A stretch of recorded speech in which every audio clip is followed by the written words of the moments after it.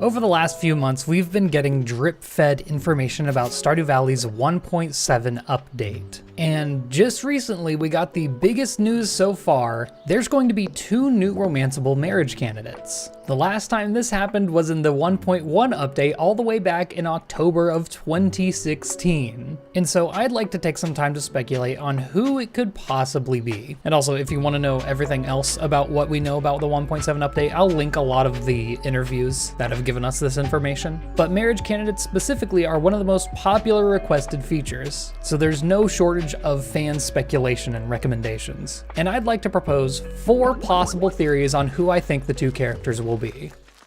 My first theory is what I believe to be the most likely outcome, and that is the second place characters in the polls that Eric Baroni took back before version 1.1. These polls originally added Shane and Emily as romanceable candidates, but in my opinion, it was a very biased poll because the game had only recently come out. People were going to vote for the people they recognized. Not everyone had unlocked the desert to see Sandy. You only go and see the wizard a couple of times in the beginning of the game. And the 2 characters that are always readily available in the middle of town, you see them all the time, are the ones that won. So who are the second place candidates? For the girls, Sandy, and for the boys, the wizard. Now, in just trying to get the general vibes of the community, it seems like these 2 are still the most popular picks to become marriage candidates. And both of them solve one of the biggest criticisms of Stardew Valley, and that's that all of the marriage candidates seem to be very young. For the men, you have Shane and Harvey, who seem to maybe be a little bit older, maybe their late 20s. But for the women, they all easily give young 20s, maybe even younger.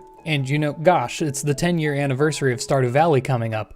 We're all getting a lot older. It would be really cool to add 2 older candidates to help the game grow up with us. There are people who have worried that since Sandy has a shop, it would be a little bit awkward to marry her, because like how could she be tending the shop if she's at your house? Well, don't worry. Sandy's shop is the only one that is always closed. You can't even enter the building before 9 a.m. because she's not in the valley, so the key to the town doesn't work on her. So she can easily slip out of the house before then. That's also not to mention Krobus has a shop, and that one's open 24/7 and it works just fine.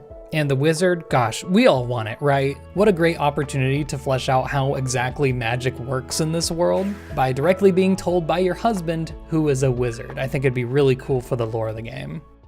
Now, moving on to my second theory, this one's probably the most controversial of all of them. This is the classic discussion of Robin and Demetrius's divorce. Now, don't jump on me, I am just the messenger. Let me show you a clip from Bobby Lee's podcast where he featured Eric Baroni.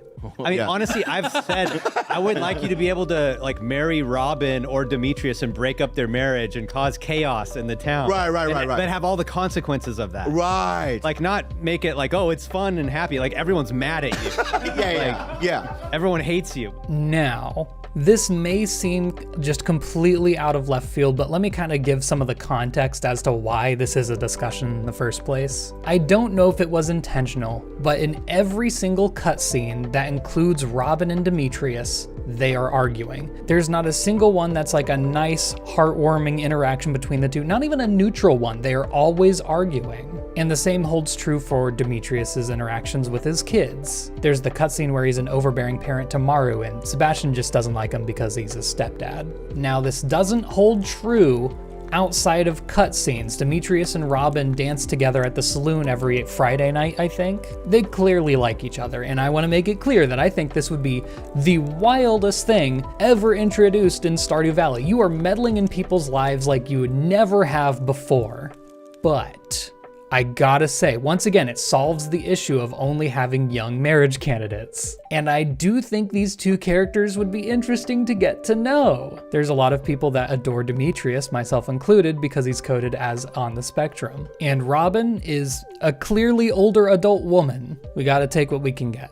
Now moving on, we have theory number 3. This is another one that I'm a fan of, and it's kind of out of left field picks, but ones that make sense. Allow me to introduce the idea of the dwarf and Gunther. Again, just like the previous ones, we're solving some issues with the game. It's very weird that Gunther is in town all the time and he's not giftable, not romanceable, nothing. It's a fairly hot topic in the community. A lot of people would love to see him just become part of the community more. He's a very common candidate to make giftable in mods for this very reason. And then the dwarf, that just gives us another option for a roommate instead of a marriage. Once again, when this is brought up, a lot of people talk about, well, the dwarf has a 24/7 shop. How exactly would that work? And again, I have to point to Krobus. Krobus has a 24/7 shop and it works just fine. Maybe the dwarf sees you on their ring camera and they teleport over. They can just have a dialogue line that says, oh, I used my dwarf magic to get here before you. And imagine the polyamory mods where you can have 2 roommates, both Krobus and the dwarf. You have single-handedly solved the race war. Congratulations. And then for the last theory, this is probably one that you're expecting, just 2 new characters that we have not met before. Now, this isn't a suggestion just coming out of nowhere. There has been a bit of a, I think you could call it a leak. Supposedly, we'll be able to go to a Zuzu City social hub, which on its own, really cool. It's one of the most mentioned locations in the game. You can see it in the far off distance in one of Sebastian's cutscenes. So much mystery about it. It's where you're from. It's your home city. As a person who lives in the middle of nowhere, my favorite trips are when I get to go to Boston. And gosh, that'd just be a really cool addition. But moving on to the relationships, wouldn't it be really cool and thematic to find someone who's living in the city and they're just like, I can't do it anymore. I want to get out of here. And so you get to know them more and more and they're like, hey, you live in the country. Can I get away from it all with you? Hey, maybe they're working at the same place you were. Maybe they're also burnt out on their life. It could be really cool to just like a bookends to the theme of the game of leaving the big city. Oh gosh, I like that idea so much. That might be my favorite. Just make them older characters, please.